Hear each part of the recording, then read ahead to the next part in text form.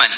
Gaano karami ang alam mo? Naplano to ni Director Han Sung-won. Sinusulan siya ng biyanan niya at si Ante yun ang gumawa.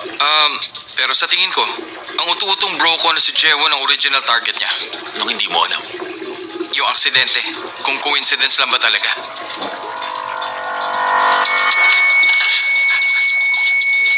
Mamamatay ba ako? Dahil nagawa ko to sa iyo. Mamamatay ba ako? Fib, akin ang defibrillator.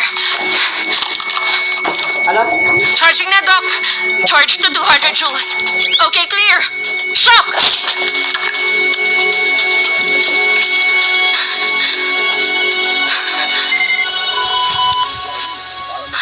May pulse na siya ulit.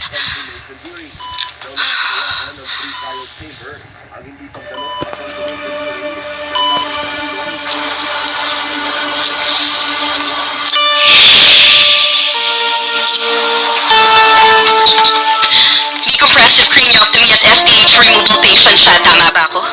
Oo. Nag-acute STH siya dahil sa aksidente, diffuse axonal injury at hypoxic damage at nag-undergo ng emergency surgery. Mukhang tapos na ang pinakamahirap pero simula ulit to. I-regulate niyo ang norepinephrine dose at siguruhin hindi tumaas ang blood pressure. Every hour, i-monitor ang urine output at bigyan ng diuretic kung kailangan. Yes, Dr. Jiang.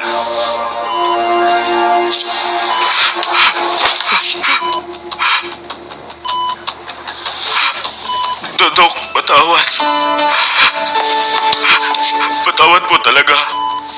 Dok, patawarin niyo ako, Dok. Nung gabing yon, ang plano lang aabangan ko kayo pabalik ng ospital.